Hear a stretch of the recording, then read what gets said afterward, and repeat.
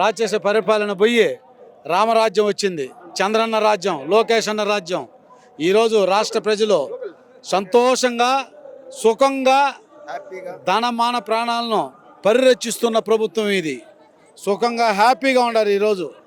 ఆ రాక్షస జగన్ పరిపాలన పోయి ప్రజలు సుఖ సంతోషాలతో చాలా బాగుండారు. కడపలో ఈరోజు మహానాడు పెట్టినారంటే దిగ్విజయంగా. జగన్ అంటాడు కదా, ఇది కడప అడ్డ, నా అడ్డ. నేను ఈ అడ్డ ఏమిలా, ఇది తెలుగుదేశం అడ్డ, చంద్రన్న అడ్డ అయిపోయింది.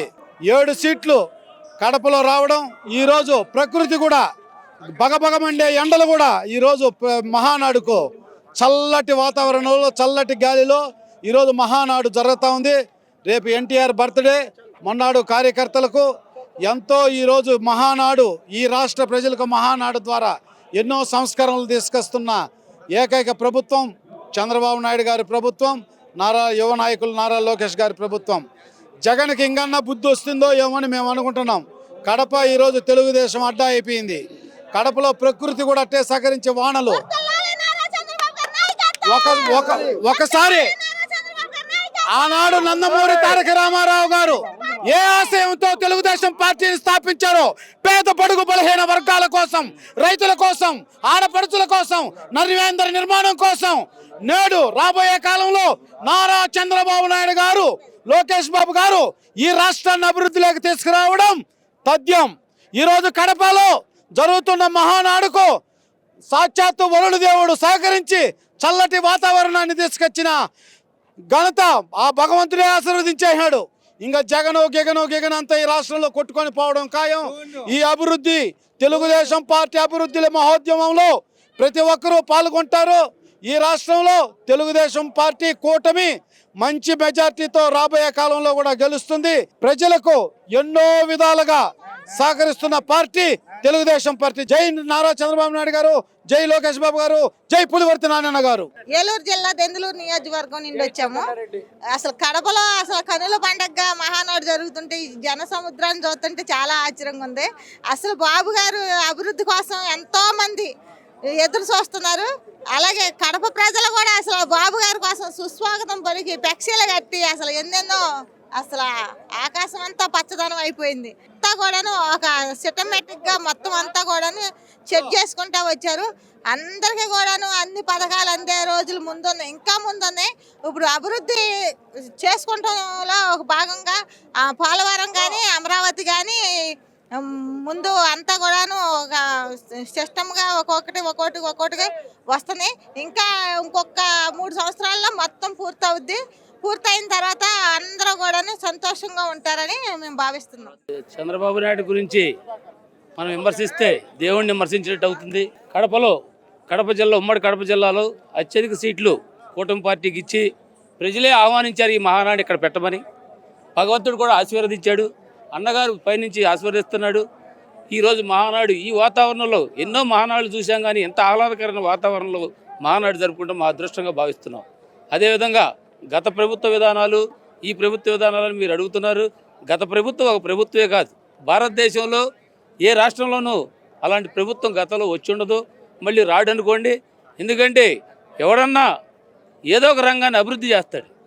ఆయన అన్ని రంగాలు నాశనం చేసి ఏ రంగాన్ని అభివృద్ధి చేయకుండా ఆయన మంత్రులు, ఆయన సొంత మనుషులు ఇష్టారాజ్యంగా రాష్ట్ర సొమ్ము దోపిడీ చేశారు.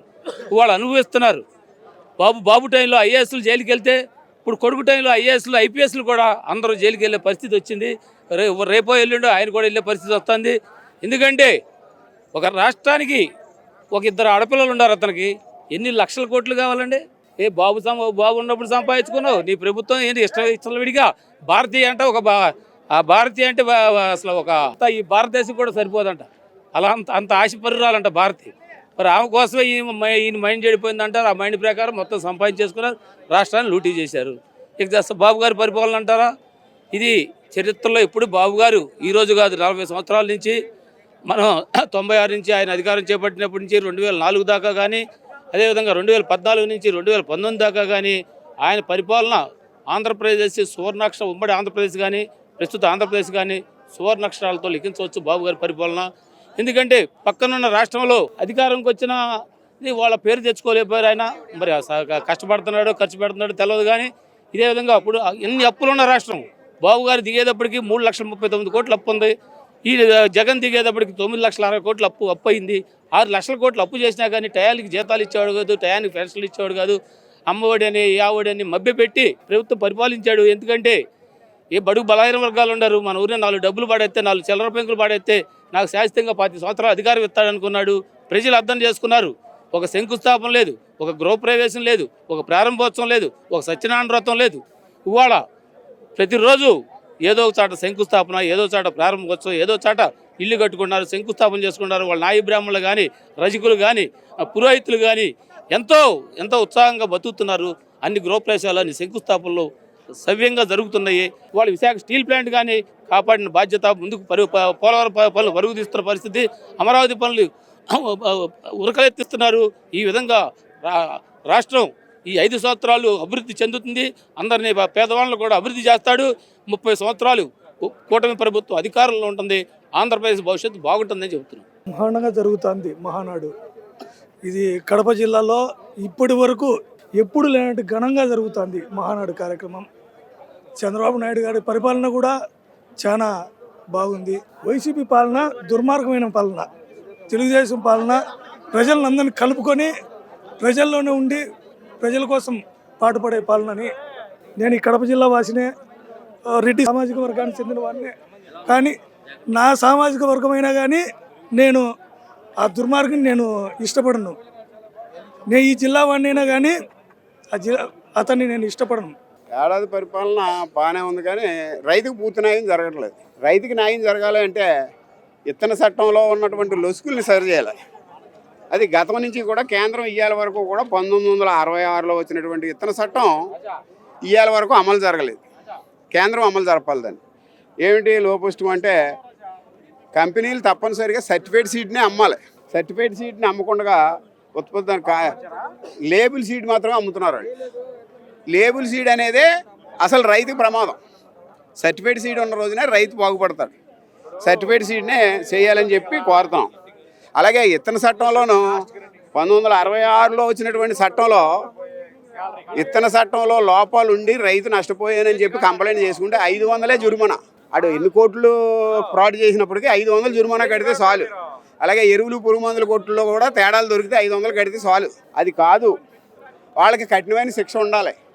50,000 రూపాయల వరకు జుర్మానా ఉండాలని రైతు సంఘాలు కోరుతున్నాం. ల్యాండ్ టైటిలింగ్ యాక్ట్ని రద్దు చేయడం కానీ, రైతు భూ వివాదాలను పరిష్కారం చేయడంలో కానీ, గ్రామంలో సభలు పెట్టి గ్రామం ద్వారా ఆయన దృష్టికి తీసుకురావడం కానీ ఇవన్నీ బాగా జరుగుతున్నాయి. అక్కడ లోకల్ ఎమ్మెల్యేలు ఇబ్బంది పెట్టకుండా ఉంటే అన్నీ సక్రమంగా జరుగుతాయి.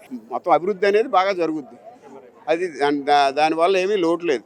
రైతుకి ప్రశాంతంగా పడుకుంటున్నాడు. ఎందుకు అంటే గతంలో సంవత్సరంన్నర కూడా ధాన్యం డబ్బులు రాలేదు మాకు.